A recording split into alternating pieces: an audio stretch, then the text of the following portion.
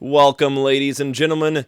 We have a brand new show that we're starting this week and each Wednesday around the 12 o'clock hour. It's called Board Game Talk. What do you think, Joseph? You like it? I like it. It's simple, simplistic, but gets straight to the point.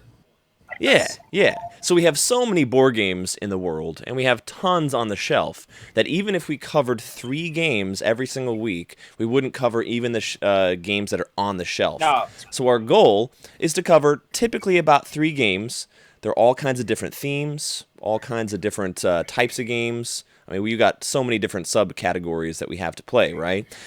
So with this show, we're going to go over in 3 segments games that are currently available and that we recommend. Then we have either our monthly and or weekly game of the week / games of the month, and that's the ones that are on our featured shelf. Like this month is currently the monsters. spooky games, Spooky. monster themed. Thank you. Yeah. So then this month has been monster themed. Next month is My Hero Academia, and so that's going to be an awesome one. And then each week for the 3 weeks besides that, we have a game of the week, which is ones that we recommend. We love those ones. And then we're going to talk about upcoming releases because you always want to know things that are coming up. So if you don't know, we have a Giga-Bites pre-orders group, and that I highly recommend getting into. It not only is it for miniatures games, but it's for upcoming popular board game releases. So Joe, Yes. let's go ahead and talk about you and your love of board games. So how did you get into board games? I simply got into board games actually 10 years ago. Actually, my older brother got me a copy of Carcassonne, the not the Nice. G-Man game, but the Rio Grande version of Carcassonne. This is different artwork from the Z-Man. Z-Man has more of a cartoonish style now, but I got like basically just got into then I learned about Board Game Geek from my older brother, and that Yeah. started me an entire just journey on in the board game world. And I just soaked up everything I could about board games, the terminology, types of games there are, what would be the best game for me and my group and my family. So yeah, absolutely. So then just continued on buying more games, Dominion, Catan, and then I just as time went by, I basically found the games that suited me and that I enjoyed, and I just built my collection off of that. Nice. So something that's interesting is like, we're brothers for those who don't know. So I'm the youngest, you're the third. Yes, four. And so when we play, I'm not typically a board game player, Mm-hmm. but you always get me interested in board games, so I'm totally up for it because of your energy, and you're like, I got this new game. For instance, segue, the game that you're going to show off first, which is our featured game of the week, Bargain Quest. So if you want to tell us about it, look at that. Look at that. So good. It's actually a good sized box. It's a very hefty box. There's a lot in here.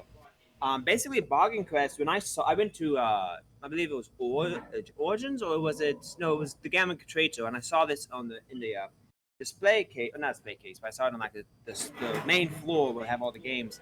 And when I Yeah. saw that, I just like, okay, I have to keep my eye on this because I love the idea of what it is. And basically, what it is that you have your classic RPG adventures. And if you play an RPG, you can go to shops and you can buy equipment and buy items for your upcoming journey. Well, the thing Okay. about Bargain Quest is that you have the shopkeeper. That's always a fun. There's always that friendly shopkeeper, or that shopkeeper that's kind of mysterious in the shadows, whatever animation that the game designers had Hmm. decided at the time. Well, in this game, you are that shopkeeper, Oh, I love it. and you basically are selling items to the adventurers, and the town that you're in basically has a monster and monsters attacking, so you have to sell the heroes the equipment they need to defeat the monsters. And make a profit at the same Oh, time. of course, make a profit. I mean, come on, it's like, why would I want to make a profit? I mean, So then, is this a competitive, a cooperative, or? well, actually that is interesting because the theme basically everybody in the shop, all the players are technically in the same shop or in the same town, so you do want to defeat the monsters. But so in that sense, it's cooperative, but at the same time, it's competitive because you are trying to compete against your other players for profit. It's like any economic competition you have. One store competes against another store, but you Ah, it's so real. I love it. yeah, but there is a invested interest. It's like in economics, you basically have, you have one store who has a thief that caught up, and or someone who a store got stolen, and that store Okay. called all the stores around town, telling them that, hey, we got a thief, on the loose. You may want to keep an eye on that one. So the stores do have an invested interest in sharing that type of information. So in that sense, yes, there is that economic idea of, hey, there's a monsters. We all have an invested interest to defeat the monsters because we get more money off it. But at the same time, you're still competing with one another. So it's Yeah, it's hard to compete when everyone's out of business because everyone's been killed by orcs. Yeah, I get it. exactly. So you have that aspect to it. But what makes this game for me so fun is that at the beginning of the game, it has a neat drafting mechanic, but at the same time, it also has a trick taking mechanic. So for those who don't know what drafting mechanic is basically at the beginning of the game, everybody's given these hand of cards. They pick one and then they pass the whole the rest of the hand down to the next player. Then the player picks that, and then that goes around until there's no more cards left, and everybody has their hand of cards based off of that. The trick taking element also comes in when you're trying to compete for basically the customer. So everybody has an item they get to put into the shop window to draw the customer into those store. And so that's where the trick taking element comes in, because in regular trick taking games, I think it's based off of the classic game Hearts, where you have a central card that has a number on it, and all the other players play a card that has a number either higher or lower to it, and whoever has the exact number or the one that's closest, gets that card in the center. So that's hence the term trick taking. And then, Sweet. Okay. How many players is this for? actually, it is well, the base game here is for 2 to 6, but there's an expansion for it called the Black Market that expands it up to 8. Wow. Okay. Now we have this currently on the shelves, We right? do have it on the shelf, and if and we have it on the shelf. So you want to come in, pick it up, or you want to call the store, have them reserved you a copy. Just call in, give us your name and your number, and then we'll set it aside for you, and then you come pick it up when you're nearby. That's awesome. So cool. So cool. Oh yeah, So then we have a couple other games you have wanted to share, right? oh yeah. The other one is a more recent one. That's called, I forgive me, I'm not really good at English, but Obscurio, I think. Obscurio. Obscurio. Yes, I can't I can't say my That's the R's, one. which is why I would be a terrible pirate. But basically, this game, if you understand the game Mysterium, it's in the same spirit as Mysterium. As a matter of fact, it's done by the same company that Mysterium is done by. And in the game Mysterium, you basically you have it's a cooperative game, and you're basically trying to figure out, you have a player who's the ghost, and that person got killed, and all the other people are trying to figure out who killed the ghost. And then by doing that, you have the ghost giving these hints using these cards that have artwork on them, but the ghost can't say anything. So it's a very subjective thing when it comes to Mysterium. Well, this game, Mysterio, is in the same spirit as that. So you have someone who's, instead of playing the ghost, you have someone who's playing that's known as a book. So basically, the Okay. concept is that you have all the players have found this lost, or this very great library of information, and they're trying to pick up information on artifacts. But the problem is that this library is controlled by an evil wizard, and he doesn't like the fact you have all these other wizards taking his stuff. So he has basically trapped the wizards, and now the wizards are trying to get out. And there was one book that is trying to help the wizards find the right door. The catch is, the evil wizard has possessed another of the players. So basically, now you have a traitor element involved. So this is cooperative. Nice. So this one player is trying to prevent all the other players from escaping. So, and you basically, the one player plays the book, which we have right here, and the idea in this game is, the beginning of the game, you have a clue that all the other, let's see if I can get this here. You have this player board right here. In the beginning of the game, you have these discs over here that are laid next to each of these cards, and the Okay. players are trying to decipher which one these cards are. Well, the catch is that the player who plays the book cannot speak at any point in time, so he has to, or she has to, use these butterfly tokens, and they have to point out something in the picture that helps them give out the hint. Now the catch is, Mmm. they can't have it on the book. They have to have it in the picture, and they can only have one butterfly on the picture at a time. But the problem is that the trader can pick a card that is in the same vein as the hint card. So the hint card, amongst others, are laid out, and so the traitor can try to lead the other players away from the right doors. That's good. That's different. I like that a lot. Yeah. So there's a And you never know who the traitor wizard is. no, there's not, but you can guess and you can figure out who the trader is. Now, after if the trader is caught, the trader can still can affect the other players, but he kind of like is in the background doing that. So, but Gotcha. this game is goes up from 3 to 8 players. And if you Oh, like okay. games that are like social deduction, but you like that subjective element to it, then I suggest this is a really good thing to look into. We have a demo copy actually at the store, so if you want to come down and give it a shot, then we will set up for you and get you going.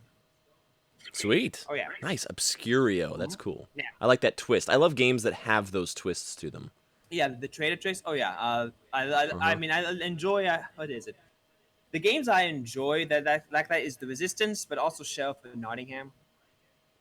Oh, classic. Oh my Yeah, gosh. I mean, I remember, Some people don't like it though, and that's totally fine. that's fine, but I remember playing with you, and you I know who It's what I do. it's what you do. If you don't know what Jonathan does, Jonathan is a troll. I mean, he is. Yeah. If you actually had a picture of what a troll is, Jonathan would be right next to that word. No love. I'm your brother, man. I'm just telling you as it is. If you can't take the You're truth, right. yeah, It's true. exactly, it's true, it's true. So basically, I don't like to admit it, but it's true. no, this is going to show you how Jonathan does things. We were playing another game called Munchkin. It's a very classic. Basically, you get to go around, you're trying to defeat monsters, and each player can actually take the time to strengthen monsters that a player faces, but you can also help Yep. other players defeat those monsters. So what Jonathan does is he basically strengthens the monster that you're facing, and then has the audacity to come back and say, "I will help you defeat this monster that I just strengthened by," and all I'm asking in return is half of the gold you get out of it by defeating. It's fair. I don't know if it's actually legal in the game, but it's funny. It's funny, but you're a troll.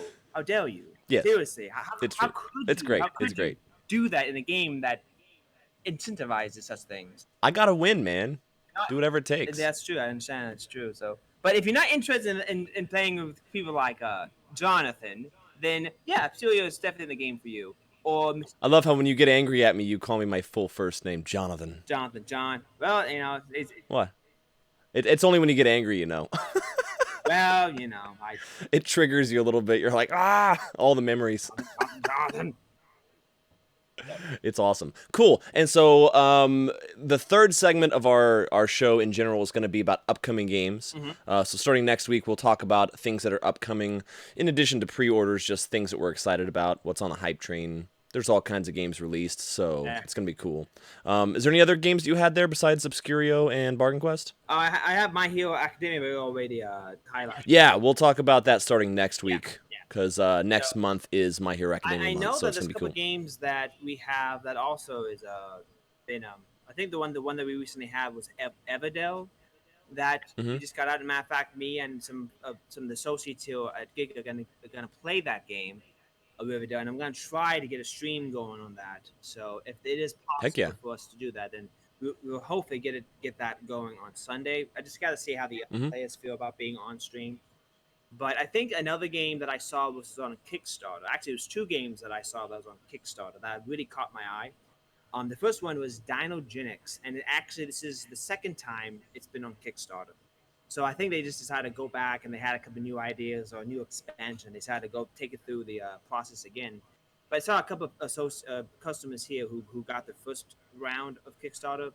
But Hmm. if you don't know what Dinogenics is, if you heard a game called Stone Age, Stone Age is what's known as a worker placement game, and I think it's one of the first worker placement.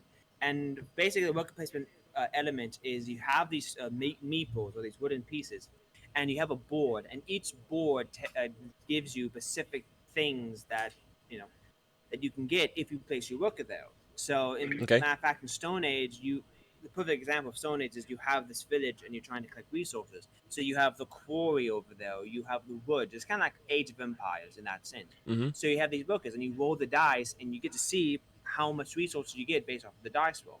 Well, that's how Stone Age works. When it comes to Dinogenix, it's the same concept, except for it's like Jurassic Park, which is really really excited about.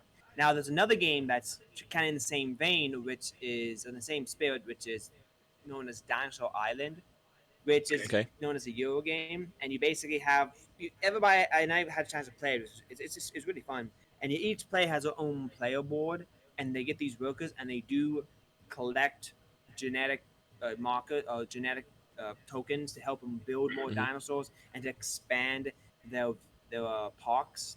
And they're basically trying to get dinosaurs into pins, and they're trying to get buildings. So it's pretty much create your own dinosaur park. Well, Oh, sweet. the thing about Dinosaur Island is though it's a fun game. I'm not really a big fan of the artwork because it's it's more of a 1980s retro, where you have that that's That's not your it's style? not my style of art. Now it's a good game. Don't get me wrong. I mean, I'm not dishing the game. It's just not my style. Dinogenix, however, is more in that more realistic artwork that reminds me of a Jurassic Park. It's a Gotcha. nice. But another thing I like about Dinogenix is that most Euro games, if you watch them, like Race for the Galaxy, you basically are playing against other players, but you're not directly competing against them in that sense. You don't have one board that you're playing on, so everybody has their own separate board. You may draw from the same stack of cards or the same pool of tokens, but for the most part, you're doing your own thing and just racing to the end of the go, trying to get the most victory points. Well, with Dinosaur Island, it's the same thing. Everybody has their own boards, and you have your research station on one end, you have your park on the other side, and you're just working trying to get the most points using that. There is one central board in the middle, but that's only used slightly.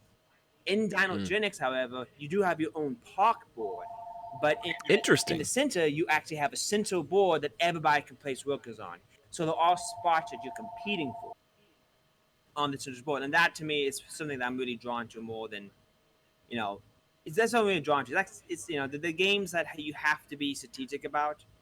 Hmm. If someone takes your spot, you're like, okay, well now I gotta have to take another spot. You have to have Plan B in case Plan A doesn't work. So that's what I'm really excited about when it comes to Dinogenix. The other one I'm excited about we saw recently was another worker placement called Godspeed, and the premise in that is basically the space race was a lie, which meant that it's not that we didn't go to the moon. It's just that we were in space far sooner than what we advertised. We were Gotcha. on the moon way before 1969. And Mm. this game is you have all these nations fighting for basically resources on another planet, and you basically place. It's another worker placement game, because I'm really again excited to play. And I'm going to keep my eye on it myself. So I'm really excited about those two games. I think for you, I think you've talked before about the fact that with worker placement games, a lot of them you determine the winner at the end. And for you, any sort of elimination style is not really your thing. You just like to be able to play the whole time. I Yeah, think that's a big thing that you've talked to me before about. well, elimination. I'm not a big. Well, that's one of the reasons why I'm not a big fan of Ultimate Werewolf, the Werewolf game. So Hmm. at least the first one, because in the first round, someone can. I remember playing Mafia, which is Werewolf and reskinned, and basically I went out of the game first round, and I watched and just sat there and just watched everybody else play. And I'm like, I'm Gotcha. not a big fan of that. If I'm gonna play a game, I'm gonna be involved. And there are That makes sense. Totally makes sense. there are some play elimination games like the game Coup or the game King of Tokyo or King of New York that you do get eliminated, but the game is so short that you just it won't be out of the game that long. So I don't mind that as much. Gotcha. So now there are Nice. ways you can, I guess, see those are ways you can house rule it, that you only get Right. points. And so if like coup for example, you could just house rule it. Well, if you eliminate the or both players' influences or cards, you get points, and you just read, and then the player just redraws two, and then continue going. So those ways are around that. But Yeah. yeah, but when it comes to worker placement, it's the same thing with Euro games in general. Is that Hmm. Euro games have this specific unique, or maybe not unique, but this I think it's Star Euro games where not only do you score at the end of the game, but you score while the game is being played. So Yeah. Ticket to Yeah. Ride is So it kind of keeps the tension up. oh yeah, Ticket to Ride. If you claim a route, you get points for it. Same thing. If you haven't played Ticket to Ride, something's wrong with you. That's a, Oh yeah, there's something about trains. I don't know what it is. there's Building actually a new trains map and pack coming out. doing routes. Yeah, there's a new map pack coming out for Ticket to Ride that has Nice. Japan. It's Japan, and I think it's another. I forgot what the other side of it is. I think no, Italy. It's Japan and Italy. but map pack 7. Interesting. So it's supposed to be a very long route, probably the long not a long route, a long board, probably one of the biggest and longest they have. So I'm gonna Okay. keep an eye on that one. Yeah. Another one, Days of Wonders coming out is Deep Blue, I think. Yeah, Deep Blue, Yeah. and it's basically We're gonna have to save some of these yeah, games for other streams because I know we could talk yeah. for Oh yeah, days about I everything. understand, but I'm just sorry. It's Yeah. just all these. I know, train of thought going, right? Yeah, Cool. So we are coming up on our time limit. So I wish to thank everybody for watching. Don't forget you can share this with a little button on Facebook, a little bottom right. Bottom left button if I'm looking at my phone. We're also on YouTube and Twitch, which you get to see us in good old, I don't know if it's 720p or 1080p. I think it's 720p. So you get to see that one on there. Yeah. And then otherwise, we'll be back next week for more board games. Oh, yeah. It's going to be awesome. Oh, it's amazing. So, Jove, thank you very much. You're welcome. Appreciate the input and the games. Check out Bargain Quest for sure and Obscurio. And then don't forget to check out our featured board game section. The month is still not over, so there's still plenty of opportunities to check out the monster games that are featured on the shelf. And then look forward to My Hero Academia month next month. It's going to be super fun with a lot of cool games. And we'll see y'all next week. Fury of Dragon. Cool. Oh, and happy fall, because fall started on Monday. Yes, What? Halloween's coming up. It's going to be awesome. We'll have special things for that stream as well. Yes. There's so many cool spooky games. I got a couple of my favorites as well. Oh, yes. All right, thanks, Joseph. Bye, everybody. We will see y'all next week for Board Game Talk. See ya. Ciao.